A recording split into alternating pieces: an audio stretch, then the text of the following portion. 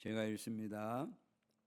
뱀은 주 하나님이 만드신 모든 들짐승 가운데서 가장 강교하였다. 뱀이 여자에게 물었다. 하나님이 정말로 너희에게 동산 안에 있는 모든 나무의 열매를 먹지 말라고 말씀하셨느냐?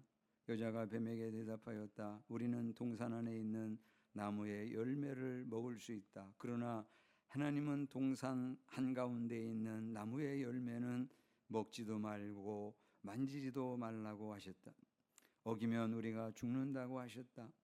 뱀이 여자에게 말하였다. 너희는 절대로 죽지 않는다. 하나님은 너희가 그 나무 열매를 먹으면 너희의 눈이 밝아지고 하나님처럼 되어서 선과 악을 알게 된다는 것을 아시고 그렇게 말씀하신 것이다. 여자가 그 나무의 열매를 보니 먹음직도 하고 보암직도 하였다. 그뿐만 아니라 사람을 슬기롭게 할 만큼 탐스럽기도 한 나무였다.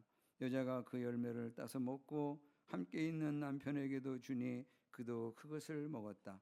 그러자 두 사람의 눈이 밝아져서 자기들이 벗은 몸인 것을 알고 무화과나무 잎으로 치마를 엮어서 몸을 가렸다.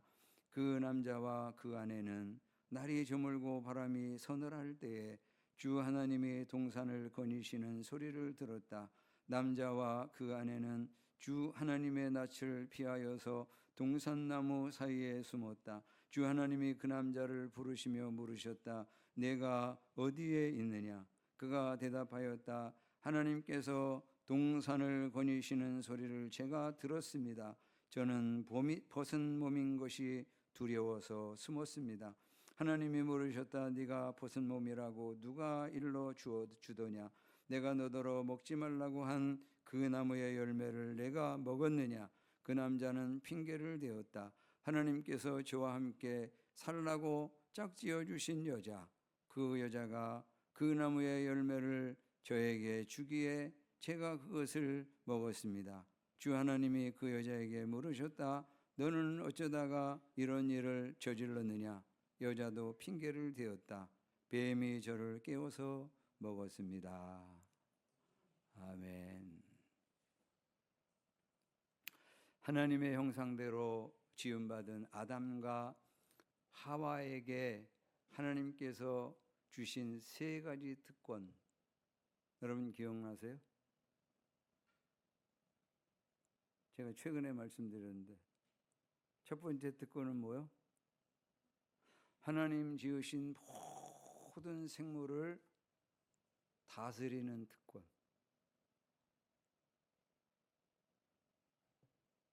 1장 28절의 말씀에 써 있잖아요. 1장 28절에 하나님이 그들에게 복을 베푸셨다. 하나님이 그들에게 말씀하시기를 생육하고 번성하여 땅에 충만하여라. 땅을 정복하여라. 바다의 고기와 공중의 새와 땅 위에서 살아 움직이는 모든 생물을 다스려라.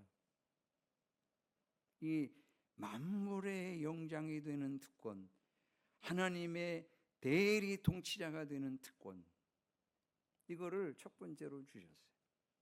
두 번째 특권은 영생하는 특권. 에덴 동산 중앙에 무슨 나무의 열매가 있었어요? 생명나무의 열매. 그래서 아담과 하와는 그것을 계속 수시로 따먹으면서 영생하는 그런 존재였어요. 이 특권을 하나님께서 주신 것이죠. 선악과를 따먹기 전에는 그것을 먹지만 않으면 그들은 죽지 않고 영원히 사는 그런 존재였어요. 그게 특권이에요. 그 다음에 세 번째 특권은 하나님과 교제하는 특권. 하나님께서 아브라함아, 하와야 그러면서 에덴 동산에 오시면 그들은 그 하나님의 목소리를 들으면서 너무 좋아가지고 하나님 저 여기 있어요. 하나님 저희가 여기 있습니다. 그러면서 즐거운 마음으로 하나님 앞에 나왔어요.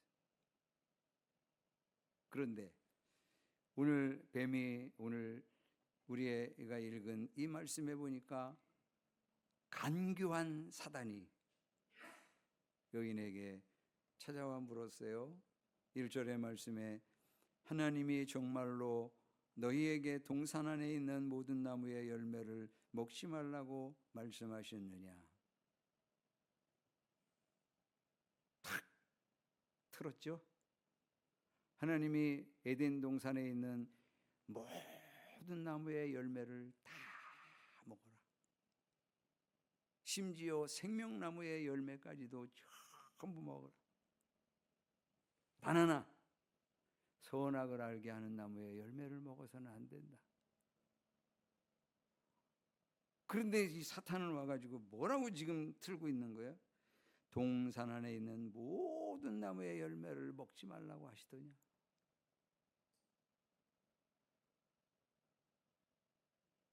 이렇게 질문을 하니까 여자가 뱀에게 대답합니다.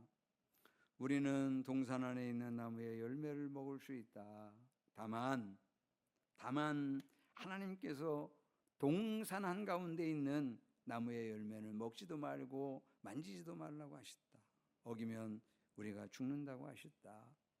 이렇게 이제 말씀을. 근데 이 말씀을 딱 들어보니까 정확하게 인지하고 있지 않아. 그러니까 그 빈틈을 비집고 들어와 가지고요, 뱀이 다시 여자에게 말합니다. 너희는 절대로 죽지 않는다. 4절의 말씀에. 2장 17절의 말씀을 한번 보세요, 여러분. 그 앞에 그 2장 17절의 말씀에 그러나 선과 악을 알게 하는 나무의 열매만은 먹어서는 안 된다. 그것을 먹는 날에는 너는 반드시 죽는다 그랬잖아. 반드시 죽는다고 그랬는데 이 사단은 절대로 죽지 않는다 이러면서 여인에게 얘기해. 그 5절의 말씀에 이어서 하나님은 너희가 그 나무 열매를 먹으면 너희의 눈이 밝아지고 하나님처럼 되어서 선과 악을 알게 된다는 것을 아시고 그렇게 말씀하신 것이다. 이 사탄은 아담과 하와가 받은 특권을 하나씩 무너뜨리려고 하는 그런 유혹을 지금 하고 있는 거예요. 영생의 존재를 죽음의 존재로 만들어버리는, 하나님과 교제하는 그 특권을 이제는 하나님과 단절되어서 하나님의 대리 통치를 하는 그런 특권을 망가뜨려버리는, 이거 지금 시도하고 있는 거예요. 그것을 모르는 여자는, 사단이 간교하다는 사실을 모르는 이 여자는, 사탄이 거짓의 아비이고 거짓말장이라고 하는 이 사실을 모르고 있는 이 여자는 사단의 의도를 모르고 그 나무의 열매를 쳐다보았어요. 여러분, 이 사단은 하나님이 사랑하시는 그것들을 파괴하는 그런 의도를 계속 드러내요. 그래서 하나님은 우리가 아는 대로 공동체성을 가지고 계시잖아요. 그래서 우리가 우리의 형상대로 우리의 모양대로 사람을 만들자 이러시잖아. 우리로 존재하시잖아. 예수님께서도 기도하시면서 우리가 하나가 된 것 같이 저들도 하나가 되게 해 주십시오. 그러면서 우리라고 자꾸 표현하시죠. 그래서 하나님은 공동체성을 가지고 계시기 때문에 구약을 시작하시면서 그 기가 막힌 아름다운 공동체, 그거를 만드시잖아요. 그게 뭐예요? 가정. 신약을 시작하면서는 세상에서는 정말 경험할 수 없는 그런 아름다운 공동체, 교회를 또 창조. 그러니 하나님께서 가정과 교회를 만드셨다는 걸 아는 이 사단은 이거를 파괴하기 위해서 계속 역사하는 거예요. 그래서 우리가 사랑으로 오래 참고 무례하지 않고 사랑으로 친절하게 하며 그러면서 이 가정을 지켜나가야 되는데 이 사단의 올무에 빠져가지고 무슨 성격이 안 맞는다고 그만두자고 그리고는 너무 무례하게 아내를 대하고 폭력을 행하고 이래가지고 또 더 이상 살 수가 없게 돼요. 뭐 이래가지고 가정들이 막 너무 많이 무너지는 거야 지금. 그런 거 하면 교회도 사단이 역사해가지고요 너무 많은 교회들이 막 파괴되고 세상 사람들도 다 알고 있는 사랑의 공동체가 사랑하지 못하고 자꾸 분열하고 싸우고 그런 모습을 세상 사람들에게 자꾸 드러내 보여주니까 그 세상 사람들이 이상하게 여기고 쟤네들은 왜 그래? 왜 저렇게까지 싸우는 거야? 그러면서 안타까워하고 때로는 없은 여기기도 하고 이 사단이 역사하는 거예요, 여러분. 이것도 모르고 이 여자는 그 나무의 6절의 말씀에 보니까 그 나무의 열매를 보니 먹음직도 하고 보암직도 하였다. 그뿐만 아니라 사람을 슬기롭게 할 만큼 탐스럽기도 한 나무였다. 여자가 그 열매를 따서 먹고 함께 있는 남편에게도 주니 그도 그것을 먹었다. 여기서 우리는 죄가 무엇인지를 분명하게 정의하고 가야 돼요. 여러분, 죄가 뭐예요? 피조물인 사람이, 피조물인 우리가 하나님처럼 되려고 하는 의도, 그리고 행동, 이게 바로 하나님 앞에서 죄예요.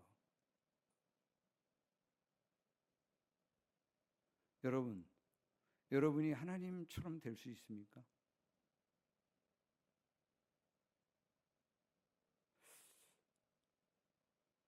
여러분, 요즘에 자꾸 건강 검진하라고 뭐 오잖아요. 그럼 건강 검진에서 딱 결과를 보여주면서 요거 이상 소견이 있음. 요렇게만 써도 그냥 마음이 무너지면서 부활 하나님처럼 돼. 조직 검사 다시 해봐야 하겠음. 이러면 무너지잖아요, 여러분. 그렇게 연약하면서 무슨 하나님처럼 되려고 그래.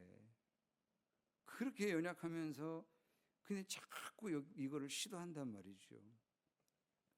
그 요한 1서 3장 4절의 말씀에 죄를 정의하기를 죄는 곧 불법입니다 이랬어요. 죄를 짓는 사람마다 불법을 행하는 사람입니다. 죄는 곧 불법입니다 그랬어요. 근데 이 불법이라고 하는 요 단어를 헬라어로 딱 보니까 아노미아 이런 단어를 썼어요. 아노미아. 그 아는 뭐냐? 없을무. 노미아는 뭐냐? 법법.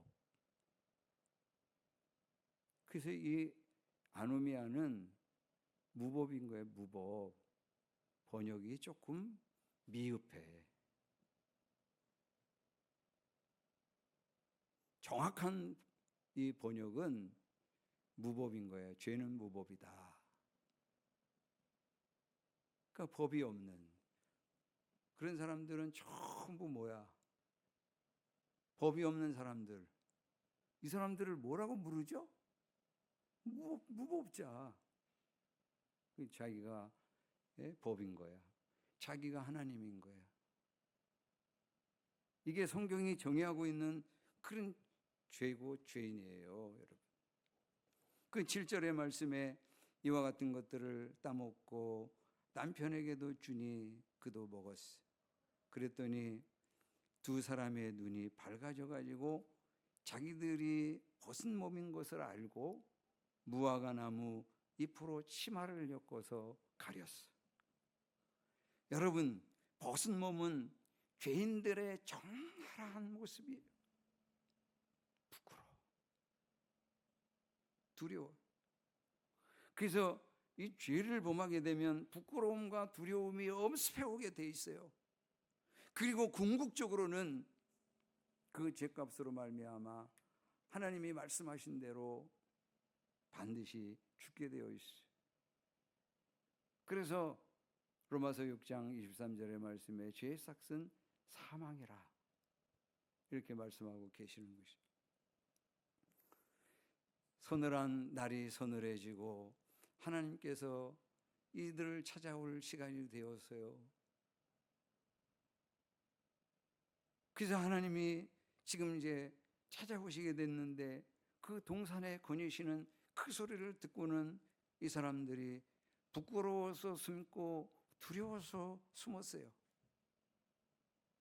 그 죄를 짓기 전에는 이 사람들이 하나님이 찾아오시면 어땠어요? 너무 좋았어. 그리고 그 하나님의 음성을 듣게 되면 그 음성을 듣고선 하나님 저희들 여기 있어요. 그러면서 즐거운 마음으로 하나님 앞에 나왔어. 근데 죄를 짓자마자 이 사람들이 두려워서 숨고 부끄러워서 숨고 그러고 있어요. 그래서 숨었습니다 라고 하는 말을 듣자마자 하나님께서 금방 알아차리셨어요. 먹지 말라고 한 그 선악과를 먹었구나. 그래가지고 11절의 말씀에 물으시잖아요. 하나님께서 물으셨다. 네가 벗은 몸이라고 누가 일러주더냐? 내가 너더러 먹지 말라고 한 그 나무의 열매를 내가 먹었느냐? 아담과 하와의 몸은 벗은 몸이 되어 부끄러움을 알게 되고 두려움을 알게 되었어요. 더 나아가서는 그들의 마음 가운데 죄성이 견고하게 자리 잡게 되어버렸어요. 하나님처럼 되려는 욕구, 그리고 그와 같은 의도가 아담과 하와의 마음 가운데, 그리고 그 자손들의 마음 가운데 견고하게 이 자리를 잡게 되어버렸어요. 그랬더니 12절의 말씀에 그 남자는 핑계를 대었다.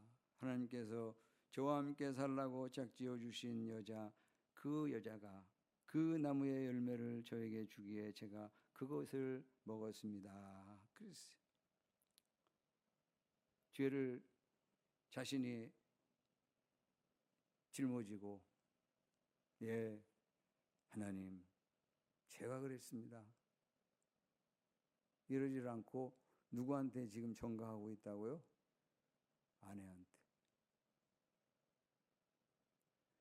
여러분, 그런 남편하고 살고 싶어? 자기가 책임을 좀 져줘야지 말이야. 근데 아내한테 딱 죄를 전가해 버려요. 이게 죄의 특성이에요. 자꾸 이게 타자화하는 거예요. 내가 책임을 져야 되는데 자꾸 여기 그 여자, 그 나무, 그것 그러면서 자꾸 타자화해. 이걸 요즘 말로 말하면 뭐라고 그러는 거지? 내로남불. 그래가지고 정치하시는 분들마다 전부 내로남불이야. 그래가지고는 우리가 그 뉴스나 뭐 이런 거를 보면 막 속이 상해. 그런데 그 사람들만 그러냐 말이야. 돌아보면 나도 그러고 있고 우리 모두가 다 그러고 있어. 왜? 죄성 때문이야. 여자도 마찬가지로 13절에 여자도 핑계를 대었다. 뱀이 저를 깨워서 먹었습니다. 이렇게 자기가 하나님 되려는 죄성이, 예, 사람이 하나님처럼 되려는 그런 뿌리 깊은 죄성이 우리 마음 가운데 심기어져 버린 거예요. 그래서 아담과 하와에게서 태어난 그런 첫째 아들 이름이 뭐지? 가인. 그리고 그 동생 아벨이 태어났는데 아벨이 하나님께 인정받고 조금 앞서가는 것 같고, 그러니까 이 죄성이 여기서 다시 발현이 돼가지고, 그래가지고는 동생을 야 우리 들러 나가자 이래가지고요, 우연히 살해한 게 아니고 이건 고의적으로 살해하려고 들러 데리고 와가지고 그 동생을 죽이잖아. 이게 죄성이에요. 여러분, 우리도 죄성 때문에 이 잘못한 것들을 시인하고 회개하기보다는 자꾸만 타자화합니다. 핑계를 대요. 그리고 누군가에게 자꾸 그 죄를 전가시켜버려. 그게 우리 안에 지금 죄성으로 딱 자리 잡고 있다는 사실을 우리가 알아야 되는 거예요. 네? 여러분, 구약에서 가장 하나님을 잘 믿고 하나님을 사랑했던 사람이 누구죠? 다윗이에요. 다윗. 그런데 다윗이 자신의 죄성 때문에 막 탄식합니다. 시편 51편의 말씀을 보니까. 그런데 그 시편 51편에 제목이 딱 붙어 있기를 다윗이 밧세바와 정을 통한 뒤에 예언자 나단이 찾아왔을 때에 뉘우치고 지으시, 이렇게 돼 있어요. 그런데 정을 통하고만 그냥 말았나요? 그거를 숨기기 위해서 그는 밧세바의 남편 우리아를 죽여요. 얼마나 사악합니까? 그게 다윗의 죄성 가운데 있었단 말이에요. 어느 날 백성들, 군사들은 전부 전쟁터에 나가가지고 목숨을 걸고 싸우고 있는데 다윗은 어쩌자고 그랬는지 잠시 오후에 잠들어 버렸어. 그리고 일어나 보니까 해가 뉘엿뉘엿 저물어가는 그런 저녁 무렵이 됐는데, 그게 성을 이렇게 둘러보다 보니까 저 아래에서 한 여인이 목욕을 하는 그런 장면을 보게 되는 거예요. 그러면 어떻게 해야 돼? 이래야 되잖아. 근데 계속 본 거예요. 그러다가 신하에게 물었어요. 저 여자가 누구인지 알아봐라. 그럼 신하가 그거 알아보고 와가지고 뭐라고 대답하는지 아세요? 햇사람 우리아의 아내 밧세바입니다. 이렇게 얘기했어요. 그럼 결혼한 여자구나. 아, 남편이 있구나. 그러면 멈춰야 되잖아요. 근데 데리고 와라. 결혼했는데요. 신하가 그랬을지도 몰라. 그래도 데리고 와. 그래가지고 정을 통했다니까요. 그리고 나서 얼마 시간이 지나는 동안에 밧세바가 임신을 하고는 그 사실을 알려줬다고.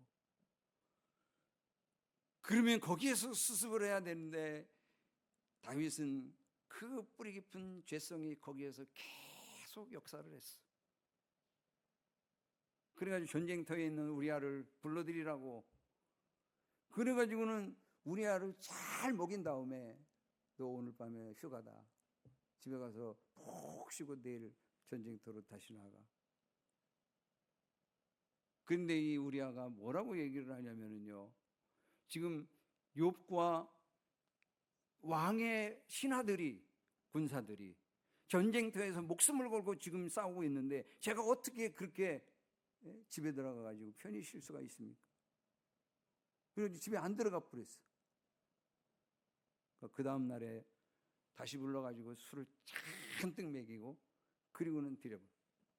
그런데도 가라고 그랬는데도 이 사람이 집으로 안 들어가.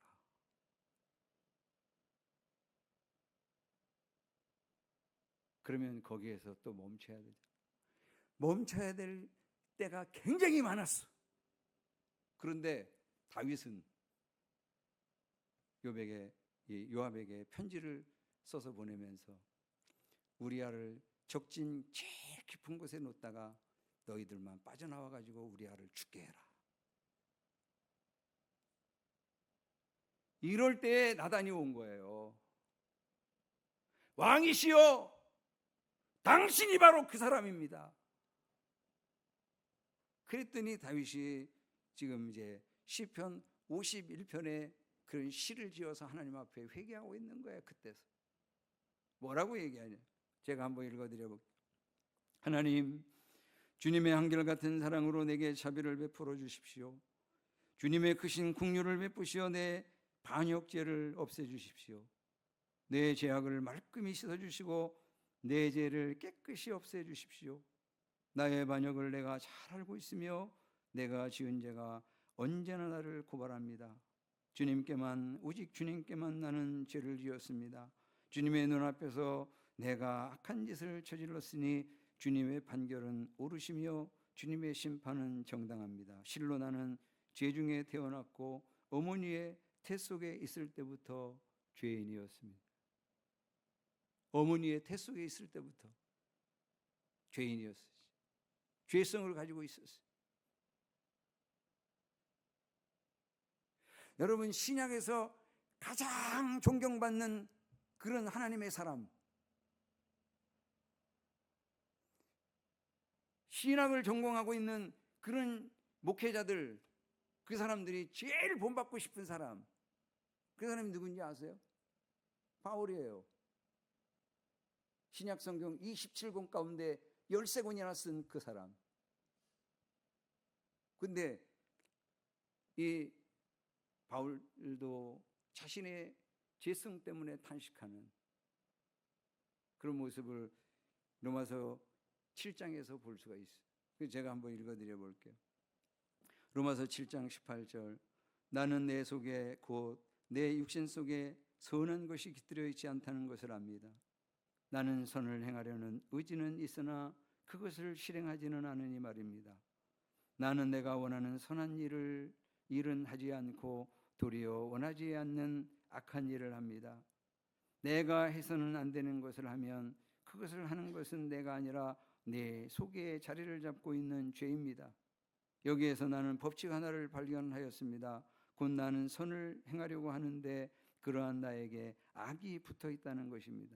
나는 속사람으로는 하나님의 법을 즐거워하나 내 지체에는 다른 법이 있어서 내 마음의 법과 맞서서 싸우며 내 지체에 있는 제 법에 나를 포로로 만드는 것을 봅니다. 아, 나는 비천한 사람입니다. 누가 이 죽음의 몸에서 나를 건져주겠습니까? 나는 비천한 사람입니다. 그러면서 그 죄에 대해서 탄식하고 있는 것을 보는 거예요, 여러분. 예수님께서도 우리 속에 있는 것들이 우리를 더럽힌다고, 우리의 죄성이 우리를 더럽히는 거라고 그렇게 말씀하셨어요. 그런가 하면 성 어거스틴이라고 하는 이 사람도 자기 자신이 어려서부터 유아기 때부터 지은 죄들을 전부 정리해서 찬찬히 책을 하나 저술했는데 그 책이 바로 성 어거스틴의 참회록이요.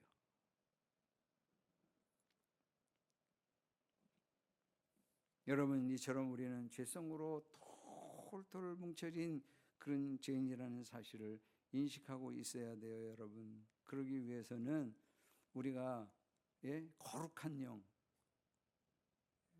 햇빛이 스펙트럼처럼 쫙 들어오면 우리에게 보이지 않았던 그 어마어마한 먼지들이 막 쫙 지금 떠돌고 있는 그것을 보는 것처럼 성령이 우리 가운데 들어오셔야 돼. 그러면요, 우리가 지금 딱 눈을 감고 우리의 죄를 고백하기 시작해봐요. 여러분, 몇 개나 고백할 것 같아? 몇 분이나 회개할 것 같아? 거의 없는 것 같아. 근데 성령이 탁 오시면은 하루 종일 통곡하면서 회개했는데도 또 있고 또 있고 그러는 거예요, 여러분. 그 제 후배 하나가 있었는데 이 후배가요, 장로님 아들이야. 근데 이 친구가 이제 직장을 딱 이제 조경학과를 졸업하고 그리고 직장에 딱 취직을 했어. 근데 회사에서 처우가 좀 나쁘다고 그래가지고 이제 온 그 직원들이 전부 농성을 하기 시작했어요. 그러다가 답답하니까 옥상에 올라갔다고. 옥상에 올라갔는데 물이 고여 있는데 거기에 전기가 흐르고 있는 것을 모르고 물을 탁 짚었어. 그랬더니 22,000볼트 그 전기가 한 발로 탁 들어가더니 온몸을 휘감고 다른 발로 탁 나가버렸어. 엄지발가락, 검지발가락 양쪽 2개를 잘라냈어.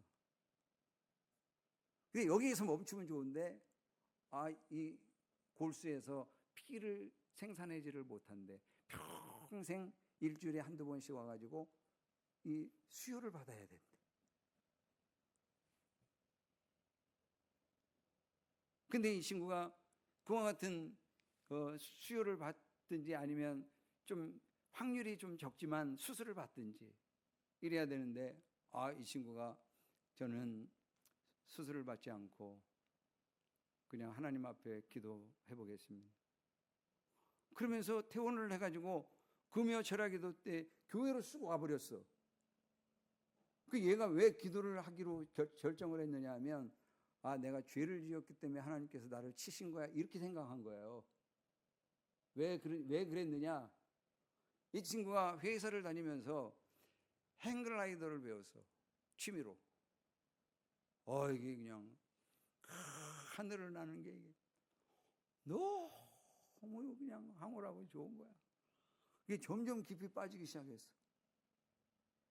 그리고 평일날 쉬는 날 가끔 가고 토요일 날 가고 그랬는데 주일까지 가기 시작했어요. 근데 장로님의 아들이니까 이게 교회를 빠지고 갈 수는 없으니까 이 친구가 교회를 이제 나갔단 말이에요. 그런데 예배를 드리는데 목사님의 설교가 왜 이렇게 긴 거야? 오늘처럼. 오늘 좀 길어지고 있네. 그러니까 막 화가 나가지고 얘가요. 막 씩씩거리면서. 그게 주마등처럼 샥 지나가면서 내가 죄 때문에 이렇게 됐어. 이래가지고요. 기도하겠대. 그래가지고 철야 기도를 마치고 그 다음날 주일까지 예배를 마치고 월요일날 옹호살리 기도원으로 가겠대. 그래가지고 제가 태우고 갔어요.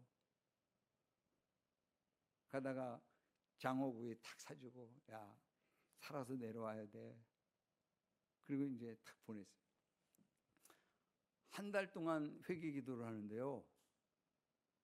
하나님께서 무슨 한 달 동안 기도를 합니까? 회개를. 근데 몸 안에 있는 그런 가래들을 계속 뱉어내면서 얘가 얘기하기를 무슨 몸 안에 그런 가래가 그렇게 많냐고. 한 바퀴스 정도는 뱉어낸 것 같다고. 그러면서 한 달 동안 회개하고 그리고 내려왔는데요. 깨끗이 치료해 주셨어요. 그래가지고 그 세 발가락으로 막 농구하고 막 이러면서 지냈어요. 근데 이렇게 회개하고 나면은요, 마음 가운데 진정한 평화, 그리고 기쁨이 막 충만해지기 시작해요. 그리고 모든 육신에 있는 질병들이 치유되는 큰 놀라운 은혜가 생겨지는 거죠. 거기에다가 연약한 지체들, 나에게 상처를 준 그런 지체들, 그 사람들을 용서하고 사랑할 수 있는 힘을 팍 주셔. 여러분 힘 주시지 않으면 용서가 잘 안 되잖아. 사랑이 잘 안 되잖아. 근데 나한테 그 힘을 딱 주신단 말이야. 예. 그래가지고 용서하고 사랑하고. 왜 용서할 수 있을까? 회개하다 보니까 내가 이런 인간이었어? 나한테 이렇게 많은 그런 죄가 있었어. 그럼 누구를 정죄하겠어요, 여러분? 누구들 용서 못 하겠어요? 한 달씩 회개하고 그랬는데. 그러니까 회개가 되고 용서가 되고 이런. 바울이 탄식하고 나서 뭐라고 마지막 절에 고백했느냐면요. 7장 25절에 우리 주 예수 그리스도를 통하여 나를 건져주신 하나님께 감사를 드립니다. 탄식하고 자기 힘으로는 어떻게 건져질 수가 없어. 구원받을 수가 없어. 죄 문제를 해결할 수가 없어. 그런데 예수 그리스도를 십자가에 내어주시고 그분이 그 위에서 흘리신 보혈의 피로 나를 거기서 건져주셨어요. 그분께 감사를 드립니다. 이러면서 사는 거지. 저와 여러분이 이 죄성을 우리가 심각하게 깨닫고 네, 이런 죄성이 있는 그런 사람이라는 것을 알게 돼요. 그럼 누구를 정죄할 수 있겠어요, 여러분? 그리고는 다 순간순간마다 감사하면서 그렇게 살게 되겠죠. 이와 같은 감사와 사랑의 삶을 우리가 살게 되기를 주님의 이름으로 축원합니다.